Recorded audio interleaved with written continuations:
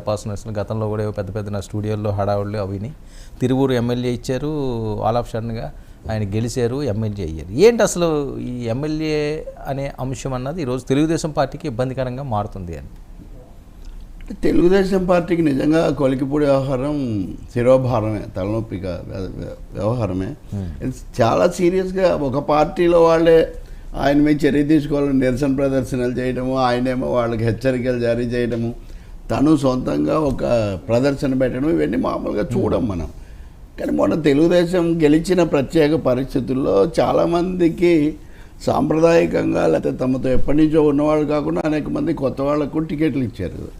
ఆ జాబితాలో కొంచెం మీడియాలో అది ఎక్కువగా పనిచేసి క్రియాశీల లేకపోతే సమరశీల ముద్రతో సీట్ తెచ్చుకున్న వాళ్ళలో ఈయన ఒకరు. తిరువూరు నిజానికి తెలుగుదేశానికి ఎప్పటి నుంచో కొంచెం ముఖ్యమైన కేంద్రమే, అక్కడ రకరకాల శక్తులు ఉన్నాయి. ఈయన నేను నిజంగా అయితే నాకు కూడా మిత్రుడే. అంతకుముందు కూడా మీరు అన్నట్టు స్టూడియోలో పాదరక్ష ప్రయోగంతో సహా చాలా చేశారు. అప్పటి నుంచి కొంచెం ఆ దూకుడు ఎక్కువగా ఉంది. దూకుడు ఎప్పుడన్నా అవసరం అనుకోకుండా ఆవేశపడటం కాదు, అదొక లక్షణంగా దాన్ని పెంచుకోవడం అనేది ఏమాత్రం వాంఛనీయం కాదు. ఆయన్ను కూడా అనుమతిస్తూ వచ్చారు. ఇప్పుడు ఎలా ఉంటుందంటే నీవు నేర్పిన విజయ నీరజాక్ష అని అవతల వాళ్ళ మీద చేసినంత వరకు బాగానే ఉంటుంది.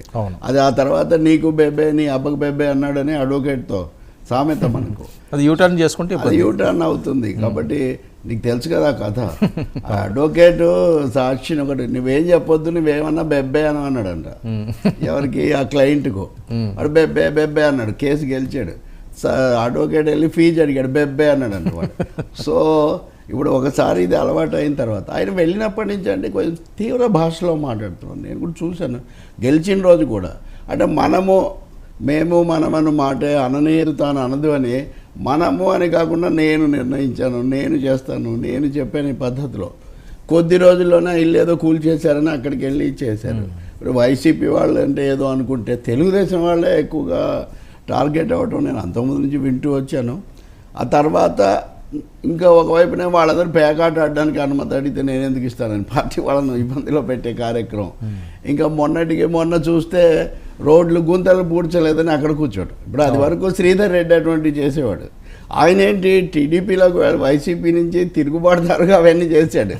ఈయన కొత్తగా ఎమ్మెల్యే అయిన వ్యక్తి, ఇంకా ప్రభుత్వం కూడా స్థిరపడక ముందే రోడ్డు మీద అది వేసుకొని ఇవన్నీ చేస్తే కాబట్టి ఇబ్బందికరంగా మారింది. ఇది భరించలేని స్థాయిలో వాళ్ళు ప్రదర్శనలు కూడా చేశారు, మీడియాతో మాట్లాడారు. ఇంకో విచిత్రం ఇందులోకి మీడియా రావటం. అవును, అంటే ఏ మీడియాలో అయితే ఈయన చెప్పుతో కొట్టడం లాంటి ఘటన జరిగినా కానీ ఉపేక్షించి ఆయనకు ప్రోత్సాహం ఇచ్చారో ఆ మీడియా మీదే ధ్వజమెత్తి వాళ్ళ విలేకరిని హెచ్చరించి, వాళ్ళ అధిపతిని హెచ్చరించి, ఎవరెవరు రాజకీయాలు ఏమున్నాయో నాకు తెలియదు, అంతర్గతంగా వాళ్ళ సంబంధాలు ఏంటి, నేను ఎవరు రైట్ ఎవరు తప్పని నేను చెప్పడం లేదు.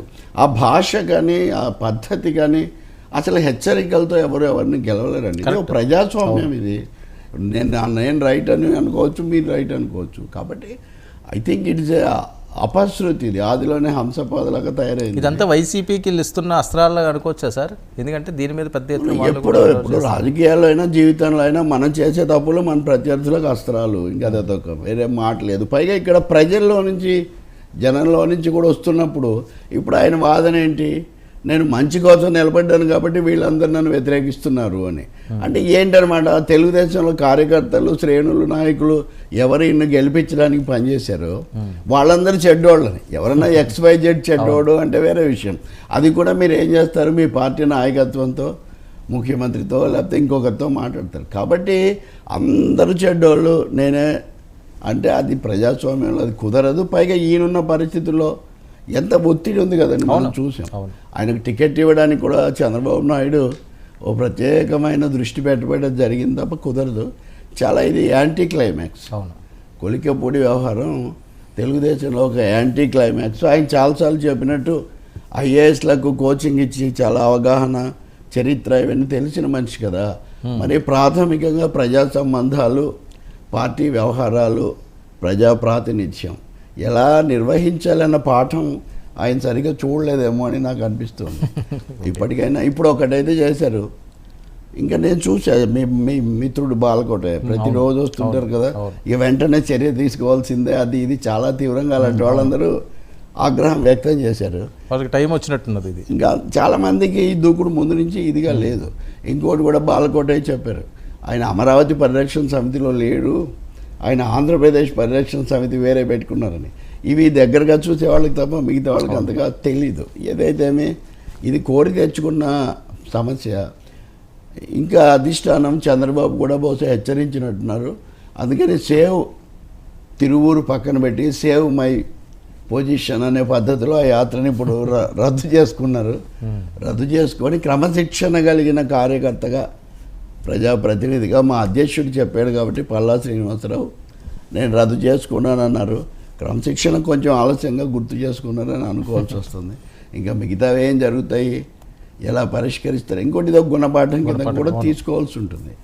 ఇది ఎంతసేపు ఒకటండి, నేను వైసీపీ వాళ్ళకు అది వరకు ఇప్పుడు కూడా చెప్తుంటాను, వీళ్ళకు కూడా రాజకీయం అనేది కేవలం వైసీపీ వర్సెస్ టీడీపీ కాదు. సమాజం ఒకటి ఉంది, పరిణామాలు ఉన్నాయి, ప్రజలు ఉన్నారు, సమస్యలు ఉన్నాయి, విస్తృత కోణంలో చూడాలి. ఇప్పుడు కొంతమంది టీడీపీ మీడియాలోనే పెడుతున్నారు, జగన్ను తిట్టడం తప్ప ఈయన ఏం చేయలేదు. అప్పుడు తిట్టినప్పుడు జైలు కొట్టారు కదా వీళ్ళందరూ, బాగా తిడతాడు ఆయన ఇదంతా.